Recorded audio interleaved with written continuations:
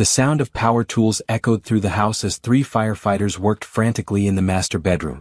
Zara Richardson stood in her doorway, arms crossed, watching the chaos unfold before her. Her husband Brandon was red-faced and sweating, his body glued to Nicole Peterson in the most awkward position imaginable.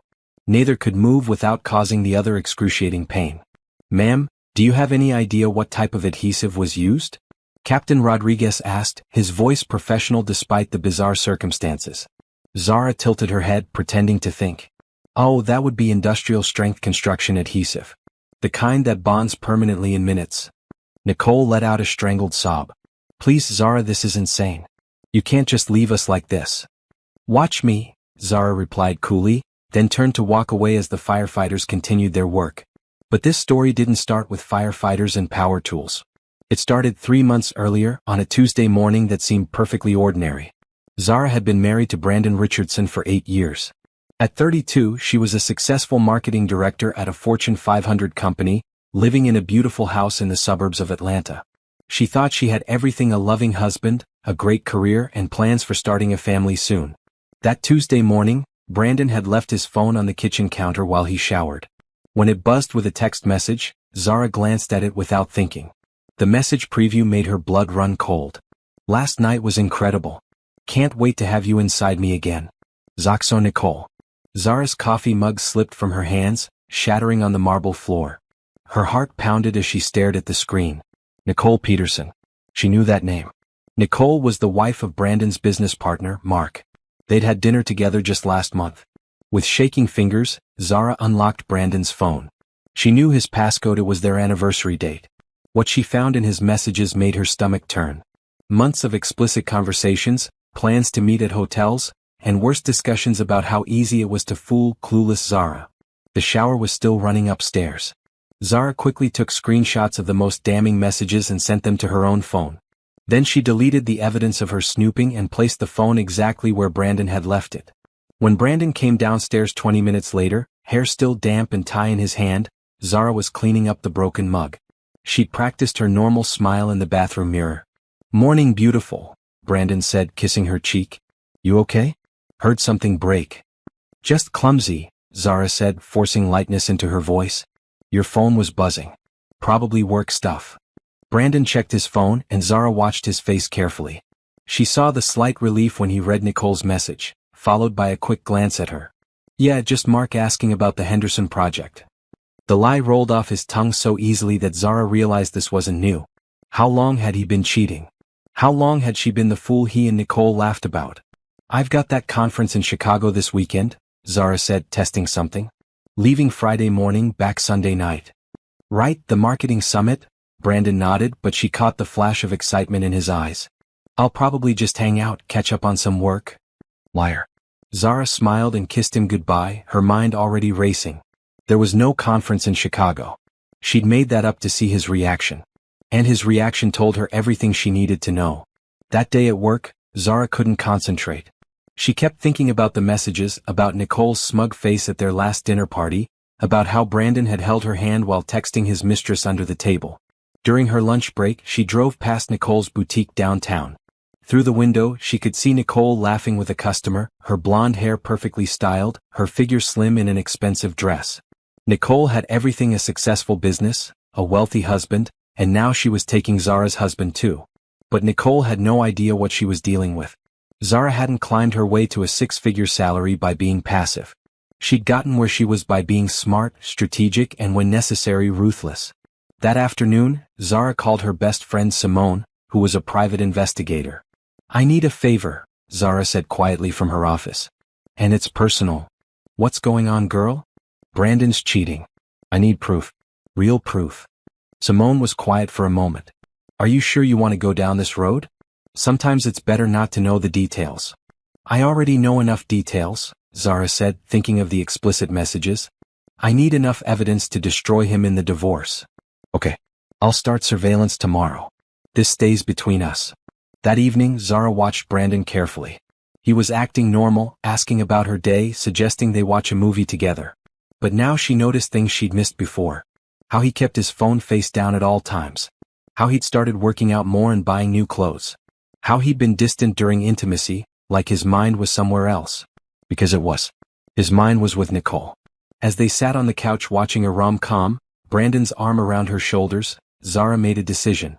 She wasn't going to confront him. She wasn't going to give him a chance to lie or try to win her back.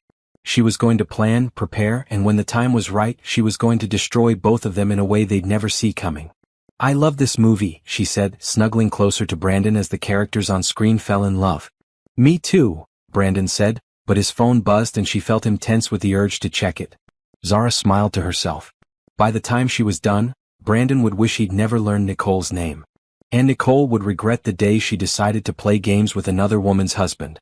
The game was about to begin, and Zara always played to win. The next few weeks were torture for Zara. She had to pretend everything was normal while Simone gathered evidence and her own investigation revealed the depth of Brandon's betrayal. Simone's surveillance photos arrived by email each day like daggers to the heart. Brandon and Nicole entering hotels during his lunch meetings. Nicole leaving their house on days when Zara was supposedly at work. The two of them shopping together for lingerie at an upscale boutique. But the worst discovery came from Zara's own detective work. She'd installed a tracking app on Brandon's phone when he left it unattended, and the location history showed he'd been bringing Nicole to their home regularly. Their bed. The kitchen counter. Even the living room couch where Zara watched Netflix every night. "That bastard," Simone said when Zara showed her the evidence. They were sitting in Simone's car outside a coffee shop, reviewing the latest photos. "Look at this one, they're practically making out in the parking lot of her husband's office building." Zara studied the photo. Nicole's hands were in Brandon's hair, his hands on her waist, pressed against his car in broad daylight. She wants to get caught, Zara realized. Look at her body language. She's not being careful. What do you mean? She's getting off on the risk. On stealing another woman's husband right under everyone's noses. Zara's voice was cold. She thinks she's smarter than me. That I'm some clueless housewife who'll never figure it out. Simone leaned back in her seat. So what's the plan? Confrontation? Divorce papers? Public humiliation? I'm still working on it, Zara said, but her mind was already spinning with possibilities. I want it to be poetic. Something that fits the crime. That evening, Zara cooked Brandon's favorite dinner steak with garlic mashed potatoes. She wanted to test something. This is amazing, baby, Brandon said, cutting into his steak. What's the occasion? No occasion. Just wanted to do something nice for my husband. Zara smiled sweetly. Speaking of which, Mark called me today. He's planning a surprise party for Nicole's birthday next month. She watched Brandon's face carefully. His fork paused halfway to his mouth and she saw a flash of panic. Oh, that's nice, he said too casually. When is it? The 15th. He wants to make sure you can be there since you and Nicole work together so much. Another lie, but Brandon didn't know that. Right, well, I'll check my calendar. Brandon took a large gulp of wine. We're not that close, but sure, if Mark wants me there. The lies were so smooth, so practiced. How many times had he lied to her face while planning his next encounter with Nicole? After dinner, while Brandon watched sports on TV, Zara retreated to her home office and opened her laptop. She spent hours researching and planning, making lists and contingency plans. She researched the legal requirements for divorce in Georgia, making note of the state's adultery laws. She researched Nicole's business, her social media presence, her patterns and habits. She also researched more creative forms of revenge. Public humiliation cases, adultery revenge stories, legal ways to expose cheaters. Some ideas were too illegal. Others weren't satisfying enough. She needed something perfect. The breakthrough came when she was reading about a case where a woman had caught her cheating husband by setting up hidden cameras in their bedroom. The woman had gotten everything on video, not just the cheating, but the cruel things they said about her. Hidden cameras. Zara's marketing brain immediately saw the possibilities. Not just for evidence, but for maximum impact. The next day, she took a long lunch and drove to an electronics store across town. She bought 4 tiny wireless cameras that could stream directly to her phone, along with professional installation equipment. Setting up security? The clerk asked as he rang up her purchase. Something like that, Zara said. Protection for my most valuable assets. That weekend, while Brandon played golf with the guys, probably meeting Nicole, Zara installed the cameras. One in the bedroom, hidden in the bookshelf with a perfect view of the bed. One in the living room, disguised as a smoke detector. One in the kitchen and one in the foyer. All connected to an app on her phone that would record everything and save it to a cloud server. When Brandon came home that evening, slightly sunburned and in a good mood, Zara was ready with questions. How was golf? Did you play with Mark? Mark couldn't make it, Brandon said quickly. Just me and some guys from work. Strike one. The tracking app had shown Brandon at a hotel 30 minutes outside the city for 4 hours. No golf course anywhere nearby. That's too bad. I was hoping you could give Mark the gift I bought for Nicole's party. What party? Brandon looked confused. The surprise party Mark is planning. I told you about it yesterday. Zara kept her voice light and innocent. All right. I forgot. I'll mention it next time I see him. Strike two. If Brandon and Nicole were really having an affair, he would know about any party planning for her. His confusion meant he hadn't been in contact with Mark at all. I picked out something really nice for her, Zara continued. A spa day package. I thought she might need some relaxation. Mark mentioned she's been stressed lately. Yeah, she probably is, Brandon said, his voice tight. Running a business is hard work. Strike three. Brandon was nervous talking about Nicole's stress level, which meant he knew more about her personal life than he should. That night, as they lay in bed, Zara stared at the ceiling while Brandon slept peacefully beside her. He could sleep so soundly while living a double life. While planning to meet another woman in this very bed when Zara was out of town. She thought about the woman she'd been 3 weeks ago. Trusting, optimistic, planning their future together. That woman was gone forever. In her place was someone harder, smarter, and far more dangerous. Brandon had no idea what he'd awakened in her. But he was about to find out. The next morning, Zara checked her camera feeds from her office. Everything was working perfectly. Crystal clear video and audio, automatically backing up to the cloud. When Brandon brought Nicole to their house and she knew she'd have everything she needed. But evidence wasn't enough anymore. Zara wanted justice. She wanted consequences. She wanted Brandon and Nicole to feel the same devastation they'd put her through. And slowly, carefully, a plan was forming in her mind.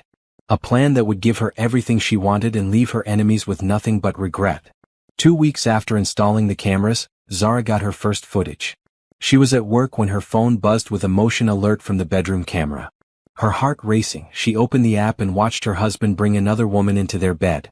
Zara locked her office door and turned up the volume. What she heard was worse than the images. Nicole's voice, breathy and excited. I love that she has no idea. She's so trusting and stupid. Brandon's response made Zara's blood boil. She's always been naive. Makes this so much easier.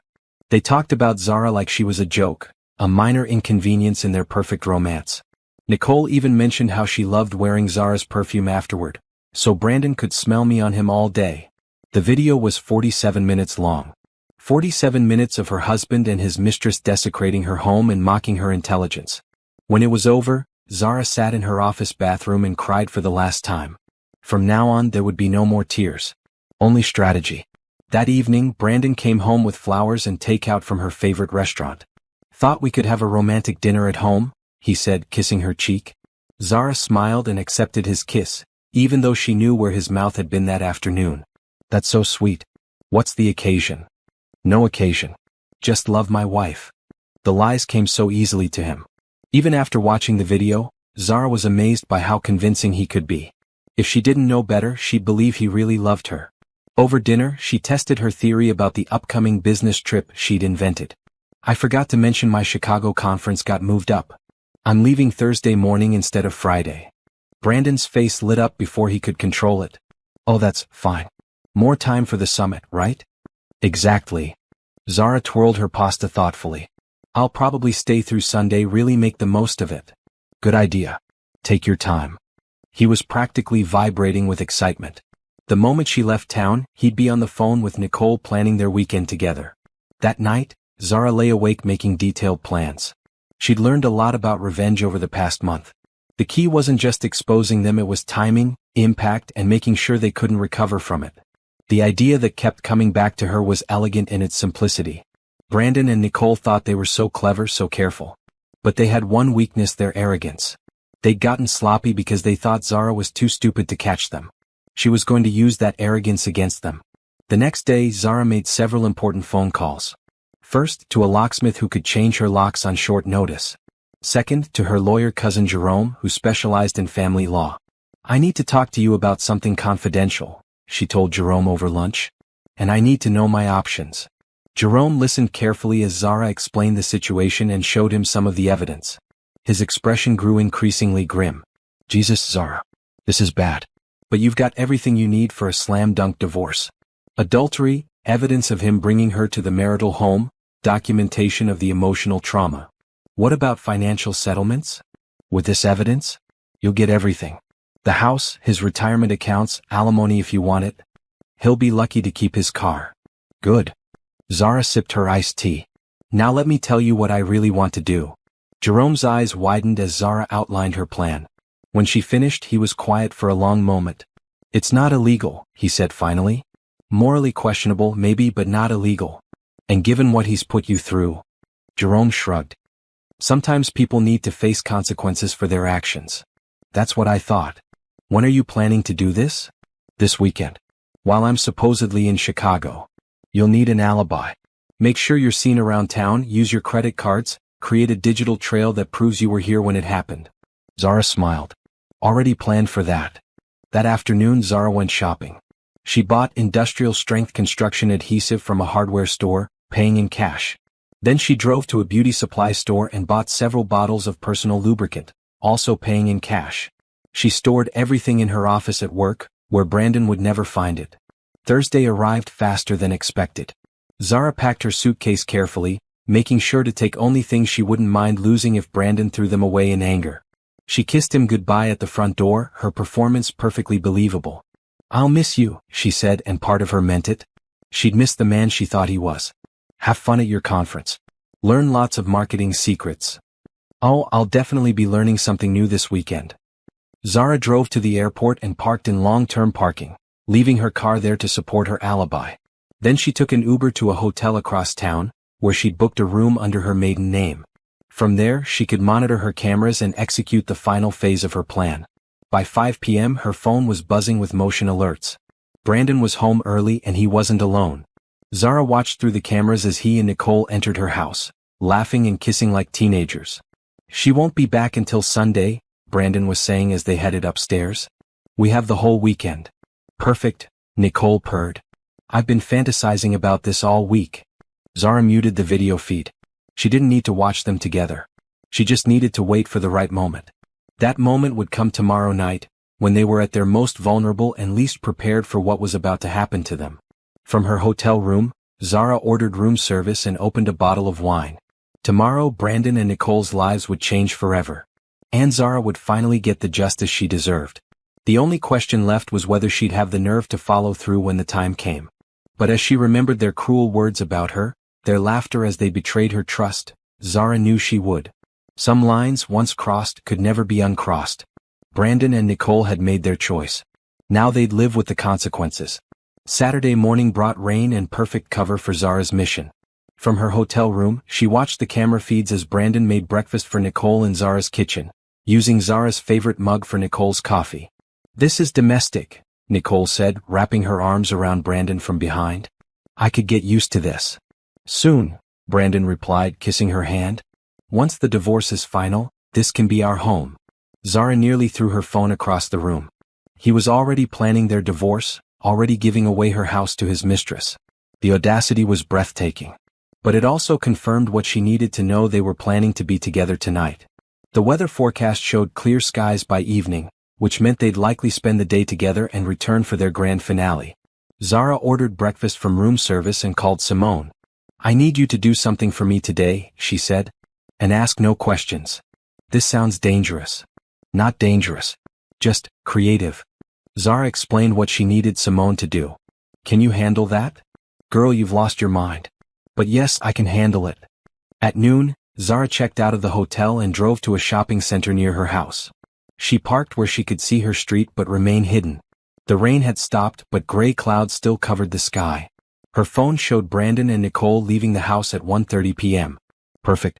They were probably going to lunch and shopping, playing house like a real couple. They'd be gone for hours. Zara waited 10 minutes to be safe, then drove home. Using her key for the last time, she entered the house that no longer felt like hers. Every surface seemed contaminated by their presence. Moving quickly, she went to the master bathroom where Brandon kept his personal supplies. In the medicine cabinet, behind his shaving cream, was a bottle of personal lubricant. Zara unscrewed the cap and poured out the contents into the sink, washing it down the drain. From her purse, she took out the industrial construction adhesive she'd bought. It was the same color and consistency as the original lubricant, but with one crucial difference: it bonded permanently within minutes of exposure to air. Carefully, she filled the bottle with the adhesive, leaving room at the top to make it seem naturally used. She screwed the cap back on and placed it exactly where she'd found it. To casual observation, nothing had changed. But Brandon's next romantic encounter with Nicole would be their last. Zara also planted one additional camera in the bathroom, hidden inside a decorative box on the counter. She wanted to capture their full reaction when they realized what had happened. Her final touch was leaving a note in her own handwriting on the kitchen counter: "Gone to Chicago for conference. Back Sunday. Love you. See." The note would prove she was supposed to be out of town when everything went wrong. By 3 p.m., Zara was back at the shopping center watching her house. At 4:15, Brandon's car pulled into the driveway. Through the bedroom camera, she watched them enter, laughing and carrying shopping bags. "What did you buy her?" Nicole was asking, rifling through the bags. "Lingerie," Brandon said, pulling out a black lace set that Zara recognized from Victoria's Secret. "I told her it was for a client appreciation gift." They laughed together at his lie. Nicole held up the lingerie against her body. "Think she'll figure out it's not her size? She never pays attention to details like that." Wrong again, Zara thought grimly. She paid attention to everything now. As evening approached, Zara drove to a restaurant across town and had dinner alone, making sure to pay with her credit card and chat with the waitress about being in town for business. Building her alibi was crucial. She needed proof she was nowhere near her house when the incident occurred.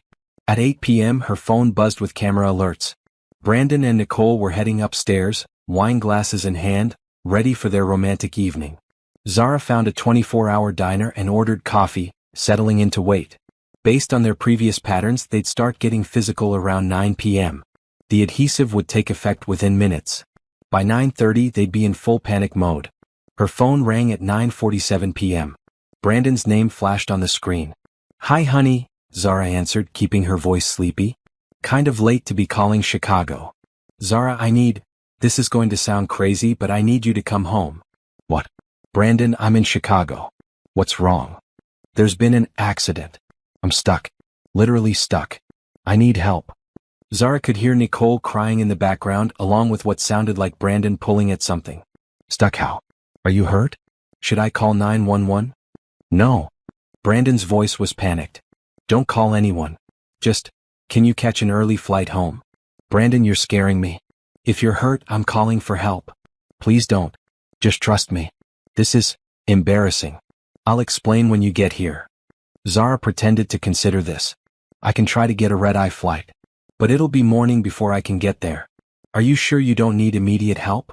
There was a pause, filled with Nicole's increasingly frantic sobs. Maybe call the fire department," Brandon said finally. "Tell them it's not an emergency, just someone who needs assistance." "Fire department?" "Brandon, what happened?" "I'll explain later. Please just call them and then get home as fast as you can." The line went dead. Zara smiled and ordered another coffee. Time for the final act of her performance. She called 911 from the diner's landline, disguising her voice slightly. "I need to report a situation requiring fire department assistance," she said. "My husband called me from out of town. He's stuck somehow and needs help getting unstuck." "Ma'am, can you be more specific?" "I'm in Chicago for business. He called saying he was stuck and needed the fire department. The address is..." She gave her home address. "I think he might have gotten caught in something mechanical. We'll send a unit to check it out." "Thank you. I'm catching the next flight home." Zara hung up and checked her cameras one final time. Brandon and Nicole were still struggling, their panic evident. The adhesive had worked exactly as intended. Now came the hardest part: waiting until morning to return from Chicago and discover the scene that would end her marriage and destroy Nicole's reputation forever. Everything was in motion now. By tomorrow, the whole city would know about Brandon and Nicole's humiliating predicament. And Zara would be the innocent, betrayed wife who'd been out of town when karma finally caught up with her cheating husband. The game was almost over. And Zara had already won. The fire department arrived at Zara's house at 10:23 p.m.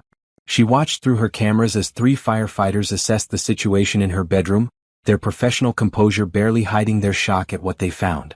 Captain Rodriguez took charge immediately. Okay folks, I've seen something like this before. Construction adhesive, right? How did you manage this?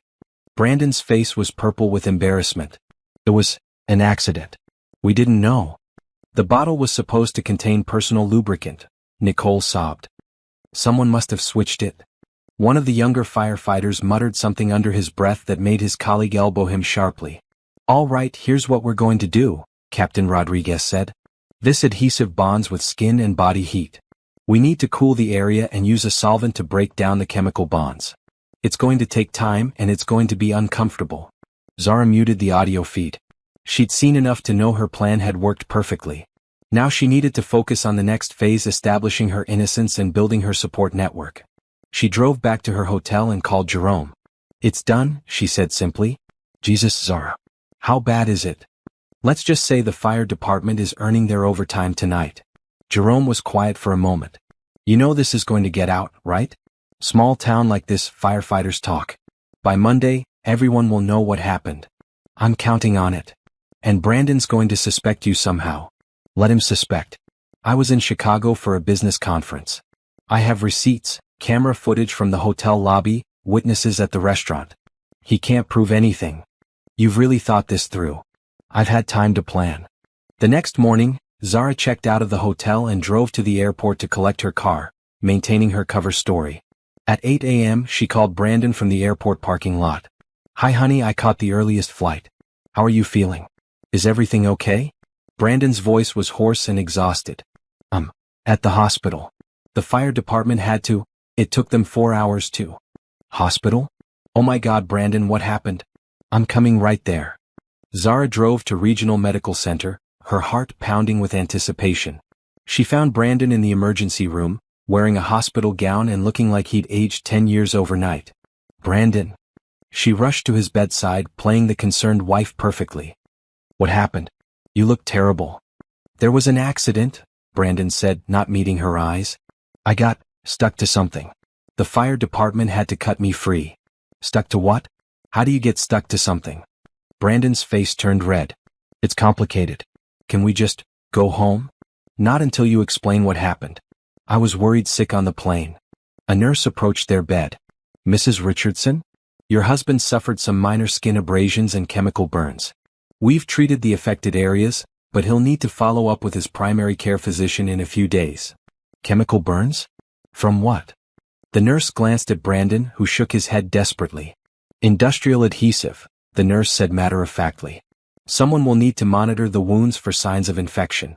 Zara turned to Brandon with wide, confused eyes. Industrial adhesive? How did you get industrial adhesive on you? It's complicated. Where is Nicole? Zara asked innocently. Didn't you say she was there when it happened? Brandon went pale. How did you know Nicole was there?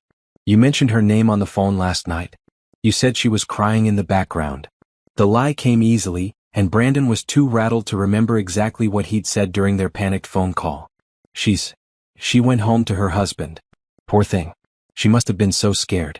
I should call her, see if she's okay. No. Brandon's reaction was immediate and telling. Don't call her. She's really embarrassed about the whole thing. Embarrassed about what? Brandon, you're not making any sense. What exactly happened in our house last night? Before Brandon could answer, Zara's phone rang. It was Simone. Girl, you need to get to Magnolia's cafe right now, Simone said. The whole town is talking. Talking about what? Your husband and Nicole Peterson. The story's already spreading. Fire department had to separate them after they got stuck together during, well, you know. Zara gasped audibly, making sure Brandon could hear her reaction.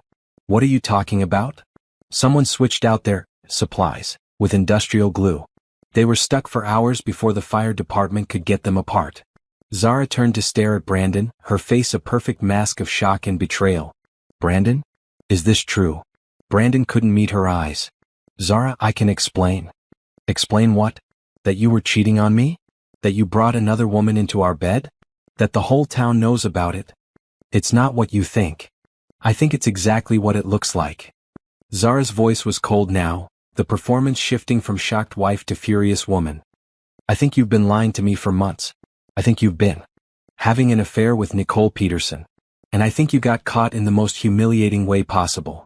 She stood up from the chair beside his bed. I'm going home. When you're ready to tell me the truth, you know where to find me. Zara, wait. But she was already walking away, her phone pressed to her ear as she called Jerome. I need you to file divorce papers immediately, she said loudly enough for Brandon to hear. I want him out of my house by tomorrow. Behind her, she could hear Brandon calling her name, but she didn't look back. The next phase of her plan was already in motion. By the time she reached the parking lot, Zara's phone was buzzing with calls and texts.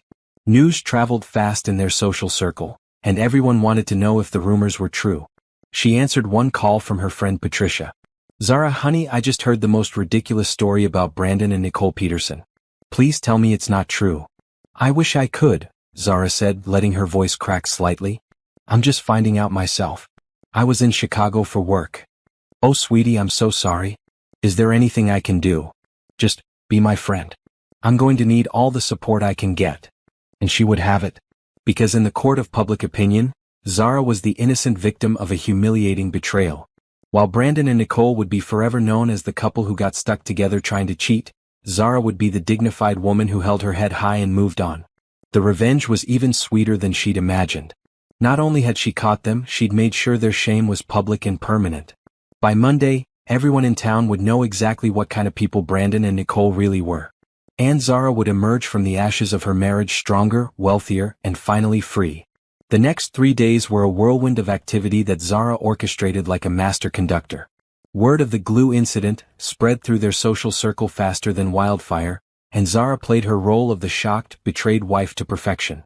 Brandon tried calling her dozens of times, but she let every call go to voicemail. His messages grew increasingly desperate as he realized the magnitude of what had happened to his reputation. Zara, please call me back. I know you're hurt, but we can work through this. It was a mistake, a stupid mistake. The reporters called my office today. They want a statement about what happened. Please just talk to me. Nicole's husband filed for divorce this morning. This is getting out of hand. We need to handle this together. But Zara wasn't interested in handling anything with Brandon. She was too busy securing her future and building her case. Jerome had filed the divorce papers Monday morning, and the process server found Brandon at his office. According to Simone, who had a friend in the building, Brandon had broken down crying when he received the papers. His colleagues had watched through glass conference room walls as he read the allegations: adultery, emotional cruelty, and fraud. The fraud charge will stick, Jerome told Zara during their Wednesday meeting. Using marital funds to pay for hotels and gifts for his mistress constitutes financial fraud. Plus, we have documented evidence of him bringing her to the marital home, which violated your reasonable expectation of privacy and safety. What about the house? It's yours. Georgia law is very clear about adultery cases. He'll be lucky if he gets weekend visitation with his own shoes. Zara smiled grimly. Good. Any word from Nicole's camp? Her husband Mark filed for divorce citing adultery and seeking full custody of their kids. Apparently, this wasn't her first affair, just the first one that went viral. That evening, Zara met Simone at their favorite wine bar to discuss the final details of her plan. They chose a corner table where they could speak privately. How are you holding up? Simone asked, studying Zara's face. You seem different. I feel different. Stronger. Like I finally know who I really am. Any regrets about what you did? Zara considered this seriously. No. They humiliated me for months, laughed about how stupid I was, violated my home and my trust. What they got was justice. The whole town's talking about it. Carla from the post office said even the mayor made a joke about it at the city council meeting. Good. Let them be the cautionary tale. Maybe it'll make other cheaters think twice. Simone leaned forward. There's something else you should know. Nicole tried to contact you yesterday. She called my office asking for your number. What did you tell her? That you weren't taking calls from anyone connected to the situation. But she seemed desperate. She's apparently lost several big clients because of the scandal. Zara felt a flicker of satisfaction. Nicole's boutique depended on her reputation as a stylish, sophisticated woman. Being known as the mistress who got stuck to someone else's husband wasn't exactly good for business. She made her choice, Zara said simply. Now she gets to live with the consequences. That night, Zara walked through her house one final time before the locks were changed. She'd already packed Brandon's belongings and left them on the front porch with a note. Your things are outside. Don't contact me again. In the master bedroom, she stripped the bed and threw the sheets in the garbage. She'd be buying everything new sheets, new mattress, new memories. The room where Brandon had betrayed her would become something entirely different. She found herself standing in front of the hidden camera she'd placed in the bookshelf. The little device had captured everything, not just the glue incident, but hours of footage of Brandon and Nicole together. Evidence that would ensure Zara's complete victory in the divorce proceedings. But more than that, it had captured the moment when two selfish people learned that actions have consequences. When their arrogance and cruelty finally caught up with them in the most embarrassing way possible. Zara removed the camera and its memory card. She'd saved the footage, but she didn't think she'd ever need to watch it again. She'd seen enough of Brandon and Nicole to last several lifetimes. Her phone buzzed with a text from Jerome, deposition scheduled for next Friday. Based on the evidence you've provided, his lawyer is already talking settlement. This should be over quickly. Another text came from Patricia, wine night this weekend? The whole book club wants to support you through this. And another from her boss, take all the time you need. Your job will be here when you're ready. For the first time in months, Zara felt genuinely happy. She was surrounded by people who cared about her, she had a successful career, and she was about to be free from a man who'd never deserved her in the first place. The final piece of her plan would take place tomorrow. She'd scheduled a meeting with a realtor to discuss selling the house. She wanted a fresh start somewhere Brandon and Nicole couldn't contaminate with their presence. As she locked the door behind her for the last time as a married woman, Zara thought about the future. She could go anywhere, do anything, be anyone she wanted to be. The possibilities were endless. Brandon had thought he was so clever, playing games with two women's hearts. But he'd forgotten one crucial detail. Zara was smarter than both of them combined. And she always finished what she started. The glue incident was just the beginning. Tomorrow would bring new challenges, new opportunities, and new victories. Zara Richardson was done being anyone's fool. She was ready to become the woman she was always meant to be. Friday morning arrived crisp and clear, exactly 1 week after the infamous glue incident that had rocked their small community. Zara dressed carefully in her navy blue power suit, the one she wore to important business meetings when she needed to project confidence and control. Today was Brandon's deposition, and she wanted to look like the successful, dignified woman she truly was. Not the naive wife he'd made her feel like for so many months. Jerome picked her up at 8 a.m., a thick folder of evidence tucked under his arm. You ready for this? I've been ready for this longer than you know, Zara replied, checking her reflection in the car's mirror. How's Brandon holding up? According to his lawyer, not well. He's been staying at a motel since you changed the locks. Lost 3 major clients this week because of the publicity. His business partner Mark officially dissolved their partnership yesterday. Zara nodded. Brandon had built his consulting firm on his reputation as a trustworthy family man. That image was shattered now, replaced by the humiliating reality of his affair and its spectacular end. What about Nicole? Worse. Her boutique's hemorrhaging customers. She's had to let go of both employees and is considering bankruptcy. Mark's going for full custody of the kids, and based on the public sentiment, he'll probably get it. They arrived at the law offices of Sterling, Wells and Associates, where Brandon's deposition would take place. In the parking lot, Zara spotted Brandon's car, the same BMW she tracked him to so many hotels. Inside the conference room, Brandon looked like a ghost of his former self. His usually perfect hair was disheveled, his expensive suit wrinkled, and there were dark circles under his eyes. When Zara entered the room, he couldn't even look at her. Mrs. Richardson, his lawyer, Mr. Wells, nodded professionally. I hope we can resolve this matter quickly and amicably. That depends entirely on your client's willingness to tell the truth, Jerome replied, setting down his folder with a pointed thud. The deposition began with basic questions about the marriage, finances, and timeline of events. Brandon answered in a monotone voice, confirming facts he couldn't deny. Yes, he'd been having an affair. Yes, he'd brought Nicole to the marital home. Yes, he'd used marital funds for hotels and gifts. Then Jerome pulled out the printed screenshots of Brandon's text messages. Mr. Richardson, did you send this message to Nicole Peterson on March 15th? Jerome read aloud, Zara's so trusting and stupid. Makes this so much easier. Brandon flinched. Yes, but that was taken out of context. What context would make that statement acceptable? I was angry. It didn't mean anything. And this message from March 22nd. She has no idea how good you feel.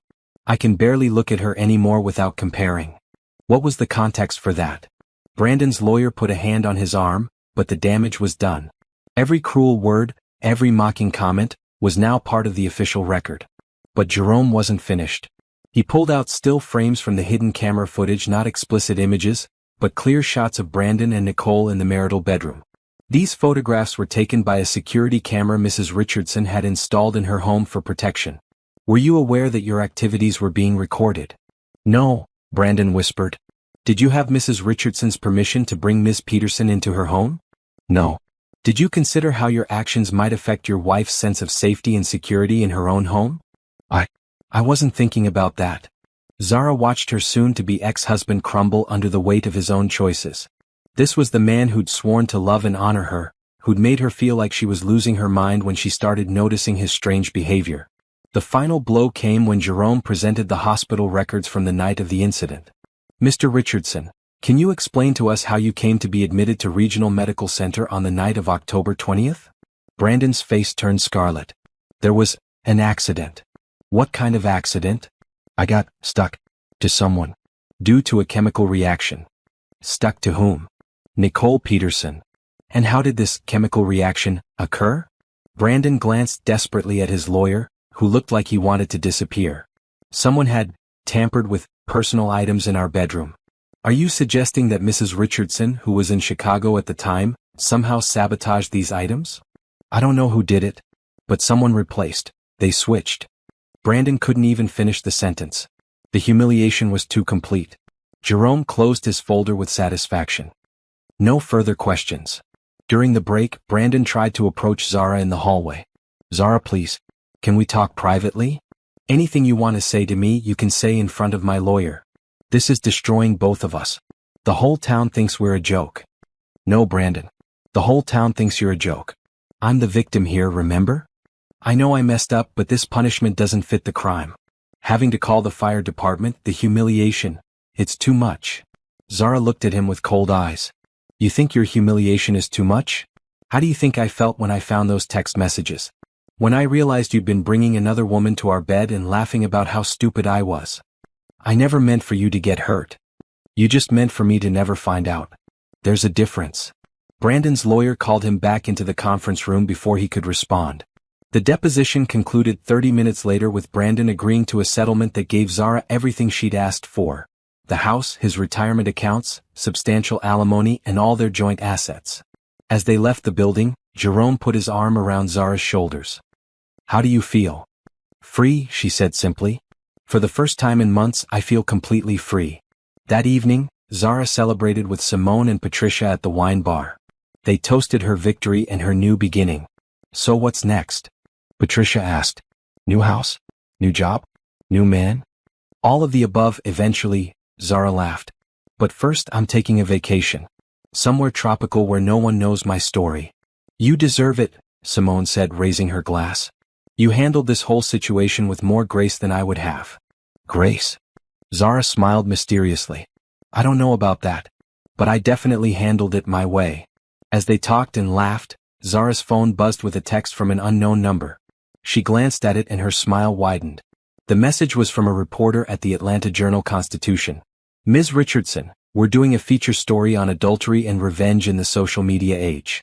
Would you be interested in an interview about your experience? Zara typed back quickly, I'd be happy to share my story. I think other women could learn from what I went through. The trap was completely set now. Brandon and Nicole's humiliation would go beyond their small town to become a cautionary tale for the entire state. Their story would serve as a warning to every cheating spouse. Sometimes karma comes with industrial adhesive. And Zara would emerge as the hero of her own story, the smart, strong woman who refused to be anyone's victim and created her own justice when the world failed her. The game was over. And Zara had won completely. 6 months later, Zara sat in her new penthouse apartment overlooking the Atlanta skyline, reviewing the final chapter of her memoir. Glued Together, How I Caught My Cheating Husband and Found Myself, would be published next month by a major publishing house. The book deal had come after her interview with the Atlanta Journal-Constitution went viral, generating over 2 million views online and landing her appearances on 3 national talk shows. Women across the country had reached out, sharing their own stories of betrayal and thanking her for showing them that victims could take back their power. But today wasn't about the book or her newfound fame. Today was about closure. Her phone rang and she answered without looking at the caller ID. Zara Richardson speaking. Ms. Richardson, this is Detective Morrison with the Atlanta Police Department. I'm calling about the case you filed regarding the harassment. Zara's expression hardened. For the past month, Nicole Peterson had been bombarding her with emails, texts, and even showing up at her workplace. The messages started as apologies, then turned to threats, and finally to unhinged rants about how Zara had ruined her life. Have you arrested her? Yes, ma'am. We picked her up this morning trying to enter your apartment building. She had a key card that she claimed you gave her, but security footage shows she stole it from another resident. Good. I hope you'll pursue the maximum charges. Given her history of escalating behavior and violation of the restraining order, she'll likely face significant jail time. Her ex-husband Mark testified that she's been unstable since the divorce. After hanging up, Zara felt a sense of complete vindication. Nicole's attempts to blame her for the consequences of her own actions had finally crossed the line into criminal behavior. The woman who'd once mocked Zara's intelligence was now facing felony charges for stalking and breaking and entering. Brandon, meanwhile, had completely disappeared from their old social circle. According to mutual friends, he'd moved to another state and was working as a low-level employee at someone else's company. His once thriving consulting business had collapsed when clients learned about his character issues. Zara's assistant knocked on her office door. Ms. Richardson? Your 2 o'clock appointment is here. Send them in. The door opened to reveal a young woman named Ashley, probably mid-20s, with nervous eyes and fidgeting hands. She'd reached out after reading an advance copy of Zara's book, saying she was going through something similar. Thank you for seeing me, Ashley said, sitting down across from Zara's desk. I know you're busy with the book tour and everything. I always have time for women who need support. Tell me what's happening. Ashley's story poured out in a rush. Husband of 3 years, suspicious behavior, finding evidence of an affair with her best friend, feeling crazy and stupid and lost. It was like looking into a mirror of her former self. I keep thinking I should just confront them, Ashley said, wiping her eyes. But I read your book and I know there's a smarter way to handle this. There is, Zara agreed. But it requires patience and planning. And you have to be absolutely sure you're ready for the consequences. What do you mean? When I set my trap for Brandon and Nicole, I knew it would change everything. Not just my marriage but my entire life. There's no going back from that kind of revelation. You have to be ready to rebuild completely. Ashley nodded eagerly. I am. I can't keep living this lie. Zara spent the next hour walking Ashley through the practical steps, gathering evidence, securing finances, building a support network, and most importantly, protecting herself legally and emotionally. The glue idea was creative, Ashley said with a small smile. But I don't think I could do something that dramatic. You don't have to. The point isn't the specific method, it's taking back your power and making sure they face appropriate consequences for their choices. Did you ever regret it? What you did to them? Zara considered the question seriously. I regretted that it was necessary. I regretted that Brandon threw away our marriage for someone so unworthy. But the actual revenge? No. They humiliated me first in private for months. I just made sure their humiliation was public and permanent. After Ashley left, Zara returned to editing her book. The final chapter dealt with forgiveness, not forgiving Brandon and Nicole, but forgiving herself for being trusting, for missing the signs, for believing in someone who didn't deserve her faith. That evening, Zara attended a charity gala for women's empowerment. She'd become something of a spokeswoman for betrayed wives, and her story had inspired a foundation that helped women rebuild their lives after devastating betrayals. At the event, she was approached by Marcus Chin, a successful businessman who'd been asking her out for months.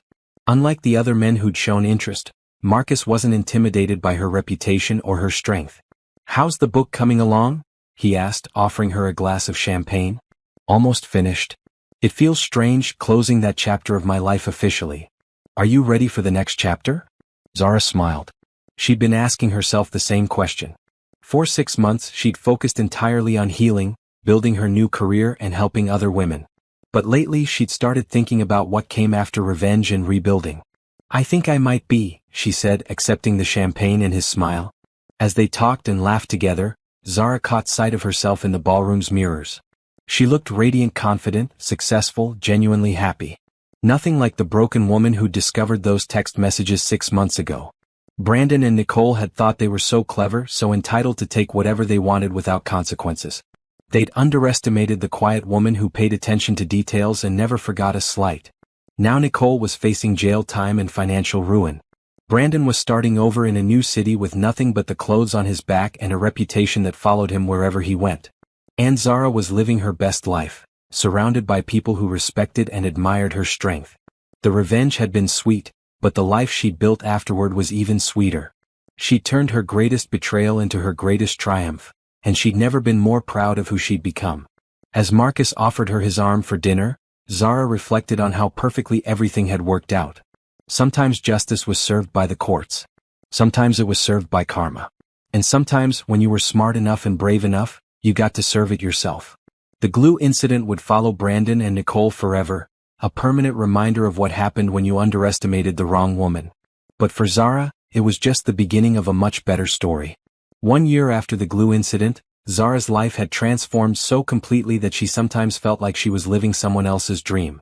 Her memoir had hit the bestseller list, she'd signed a deal for a second book about rebuilding after betrayal, and she'd been invited to speak at conferences across the country.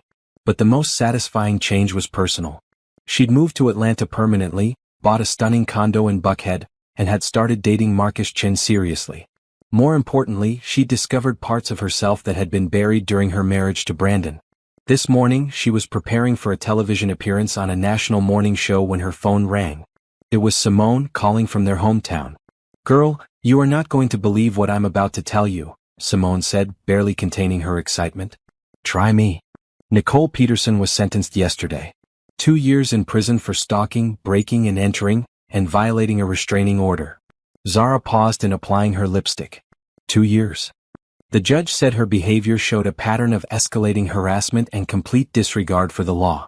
Apparently, she also violated her parole from the previous charges when she tried to contact you through fake social media accounts. What about Brandon? That's the best part. Remember how he moved to Texas to start over? Well, his new girlfriend found out about his history and broke up with him. She posted the whole story on social media, including screenshots of your book and news articles about the glue incident. Zara shook her head in amazement. He can't escape it. The story went viral in his new city. He got fired from his job and had to move again. Word is he's working at a gas station in some tiny town in Wyoming. As Simone filled her in on the latest developments, Zara felt a complex mix of emotions. She wasn't vindictive by nature, but she couldn't deny a sense of justice finally being served. Brandon and Nicole had made choices that hurt multiple people, and they were facing the natural consequences of those choices. "How do you feel about all this?" Simone asked. "Honestly? Grateful. Not grateful that they're suffering, but grateful that I got out when I did. Can you imagine if I'd stayed with Brandon and tried to work it out? I'd probably still be married to a serial cheater, wondering when the next affair would start." After they hung up, Zara finished getting ready for her TV appearance. The segment was about her foundation, which had helped over 200 women leave bad situations and rebuild their lives. Some had been betrayed by spouses, others by business partners or family members. All of them had needed someone to show them that they were stronger than they realized. At the studio, she was interviewed by Jennifer Walsh, a popular host known for her warm but direct style. "Zara, your story has inspired millions of women, but it's also sparked controversy. Some people say your revenge was too extreme. How do you respond to that?" Zara had been asked this question dozens of times, and her answer had evolved as she'd grown. "I understand why some people might think that," she said. "But I want those critics to really think about what Brandon and Nicole did. They didn't just have an affair, they systematically humiliated me, mocked my intelligence, violated my home, and stole my peace of mind for months. They showed no remorse until they got caught, and even then their primary concern was avoiding consequences. But the glue incident was quite dramatic. It was. And I'm not recommending that other women do exactly what I did. Every situation is different. But I am saying that women deserve justice when they're betrayed, and sometimes the traditional channels don't provide that justice." What would you say to women who are going through something similar right now? First, document everything. Screenshots, photos, financial records. Build your case methodically. Second, get professional help: lawyers, therapists, financial advisors. Third, remember that you're not responsible for someone else's choices, but you are responsible for your own response. And if they want revenge? Zara smiled. "I'd say be smart about it. Make sure it's legal, make sure it fits the crime, and make sure you're prepared for all the consequences. But most importantly, don't let revenge become your whole life. Use it as a stepping stone to something better. After the interview, Zara drove to her office for a meeting with her literary agent about the second book. But first she had one more call to make. Ashley, the young woman she'd counseled 6 months ago, had successfully divorced her cheating husband and was now thriving in a new career. They'd stayed in touch, and Zara had become something of a mentor to her. "Zara." "Perfect timing," Ashley said when she answered. "I just got promoted to regional manager." "That's wonderful. How are you feeling about everything?" "Amazing. I can't believe I wasted 3 years with someone who didn't appreciate me. My new life is so much better than anything I had before." "That's the real victory," Zara said. "Not what happened to your ex-husband, but what you built for yourself afterward." "He's been trying to get back in touch lately. Apparently, his affair partner left him for someone else." "Are you tempted to respond?" "Not even a little bit. I remember what you told me: the opposite of love isn't hate, it's indifference. I'm completely indifferent to him now." After they hung up, Zara reflected on how true that was for her as well. She rarely thought about Brandon anymore, except when reporters asked about him or when she was helping other women through similar situations. He'd become a cautionary tale in her past, not a source of ongoing pain. That evening, Marcus took her to dinner at their favorite restaurant to celebrate her successful TV appearance. Over wine and candlelight, he brought up a subject they'd been dancing around for weeks. "I've been thinking about asking you something," he said, reaching across the table to take her hand. "Oh. How would you feel about taking the next step? Moving in together, combining our lives more officially?" Zara studied his face, looking for any signs of the dishonesty she'd learned to recognize. But Marcus was exactly what he appeared to be: honest, successful, and genuinely committed to building something real with her. "I'd like that," she said. "But I have one condition." "Name it." "Complete transparency. Phones, passwords, schedules, everything. I know it might seem extreme, but I need that level of trust to feel safe." "Done," Marcus said without hesitation. "I want you to feel completely secure with me. Whatever it takes." As they talked about practical details: whose place to keep, how to merge their belongings, when to make it official, Zara marveled at how different this felt from her relationship with Brandon. There was no anxiety, no second-guessing, no wondering what Marcus really meant when he said something. This was what a healthy relationship felt like. This was what she deserved and what she'd never settle for less than again. Walking back to her car later that night, Zara's phone buzzed with a text from an unknown number. For a moment, her old anxiety flared. Could it be Nicole again, or Brandon trying to reach out? But the message was from a woman named Diana in Phoenix. "Ms. Richardson, I just finished your book and wanted to thank you. I found evidence of my husband's affair last week and was planning to confront him. Instead, I'm following your advice, documenting everything and building my case. For the first time in months, I feel powerful instead of powerless. Thank you for showing me that I don't have to be a victim." Zara smiled and typed back, "You're stronger than you know. Trust yourself and stay smart. You've got this." These messages arrived daily now, women thanking her for giving them permission to demand better, to fight back, to refuse to accept betrayal quietly. Each one reminded her that her revenge against Brandon and Nicole had grown into something much more important: a movement of women who refused to be victims. The glue incident had been about justice for one betrayed wife. But the aftermath had become about justice for all of them. 2 years after the glue incident, Zara stood at the altar of a beautiful garden venue in Savannah, Georgia, wearing a dress she'd chosen herself, surrounded by people who genuinely loved and supported her.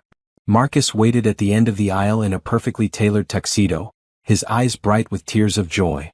This was nothing like her first wedding to Brandon, which had been elaborate and expensive but somehow hollow. This ceremony was smaller, more intimate, and filled with meaning. Every person in attendance had been part of her journey from betrayal to triumph. Simone stood as her maid of honor, radiant in emerald green. Jerome walked her down the aisle, having become like a brother to her over the past 2 years. Her editor, her literary agent, and dozens of women she'd helped through her foundation filled the seats, creating a community of strength and support.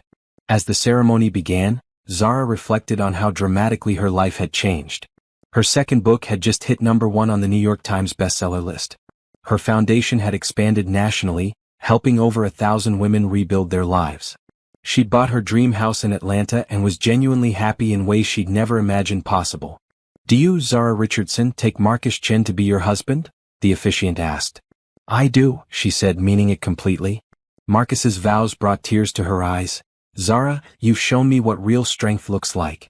You've taught me that love isn't about possession or control, but about supporting each other's growth and dreams. I promise to be worthy of your trust every single day for the rest of our lives." When they kissed as husband and wife, the crowd erupted in cheers. Zara felt a happiness so pure and complete that it washed away any lingering shadows from her past. At the reception, she was approached by a young reporter from the local paper who wanted to ask about her revenge story.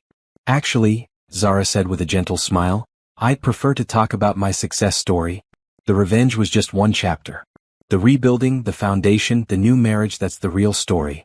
But don't you think the glue incident is what people will always remember? Maybe. But I hope they'll also remember that you can survive betrayal and come out stronger. That you don't have to accept bad treatment just because you love someone. That sometimes the best revenge is living well." During the father-daughter dance, with Jerome standing in, Zara caught sight of Ashley on the dance floor with her new boyfriend, a kind man who treated her like a queen. Patricia was there. With her husband, their marriage stronger than ever after working through their own rough patch with counseling instead of affairs. At the head table, Marcus squeezed her hand and leaned close to her ear. "Any regrets?" "About what?" "Any of it. Brandon, Nicole, the glue starting over completely." Zara looked around the reception at the faces of people who loved her for exactly who she was, at the evidence of the life she'd built through her own determination and strength, at the man beside her who'd chosen her knowing her full story. "None," she said. "Every terrible thing that happened led me to this moment. I wouldn't change any of it." As the evening wound down, Zara stepped outside for a moment of quiet reflection. Simone joined her on the garden terrace, both of them looking up at the star-filled sky. "Remember that night when you called me about the surveillance?" Simone said. "You were so angry and hurt. Did you ever imagine it would lead to all this?" "Honestly? No. I just wanted him to face consequences for what he'd done. I never expected it to become a movement or a career or a whole new life." "What do you think happened to them? Brandon and Nicole?" Zara had wondered the same thing occasionally, though she never looked them up online or asked mutual friends for updates. "I hope they learned from their mistakes. I hope they found ways to become better people. But mostly, I hope they left other people alone to build the lives they deserve." "Very mature of you. I've had time to grow up. Pain will do that if you let it teach you instead of just destroy you." They were interrupted by Marcus, who appeared with 2 glasses of champagne and a mischievous smile. "Ladies, sorry to interrupt, but I believe I have a honeymoon to start." As they prepared to leave for their 2-week trip to New Zealand, Zara was handed a small gift from Ashley. Inside was a beautiful journal with an inscription. "For your next chapter may it be filled with joy, adventure, and love. Thank you for showing me that we're all stronger than we think." The hotel suite that night was nothing like the sterile places where Brandon had taken Nicole. It was luxurious but warm, filled with flowers Marcus had arranged, overlooking the ocean where they'd watch the sunrise tomorrow before their flight.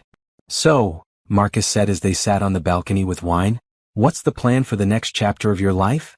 "Our life," Zara corrected. "I was thinking we could start with that trip around the world you mentioned. Then maybe write a book together about building healthy relationships after trauma." "And personally?" Zara smiled, thinking about conversations they'd been having lately about starting a family. "I think I'm ready to trust again. Really trust. To build something beautiful with someone who deserves it." "That might be the best revenge of all," Marcus said. "Living so well that your past can't touch your future." As they sat together under the stars, Zara thought about the woman she'd been 2 years ago, broken, betrayed, unsure of her own worth. That woman had made a choice to fight back instead of just taking the abuse. She'd chosen justice over passivity, strength over victimhood. The glue incident had been dramatic and satisfying, but it was just the catalyst. The real victory was everything that came after the healing, the growth, the new love, the women she'd helped, the life she'd built from the ashes of her old one. Brandon and Nicole had thought they were so clever, so entitled to take whatever they wanted. They'd underestimated the quiet woman who'd loved one of them and trusted both of them. That mistake had cost them everything, while giving Zara the push she needed to become who she was always meant to be. The girl who'd married Brandon 8 years ago might have been naive and trusting. But the woman who'd just married Marcus was neither. She was strong, wise, successful, and surrounded by people who valued her properly. Some stories end with forgiveness and reconciliation. Others end with justice and new beginnings. Zara's story was definitely the latter, and she couldn't be more grateful for how it had all turned out. As Marcus carried her over the threshold of their suite, both of them laughing like teenagers, Zara knew that her real happy ending was just beginning. The past was finally, completely behind her. The future stretched ahead, bright with possibilities. And somewhere in the distance, she could swear she heard the sound of Karma laughing right along with them.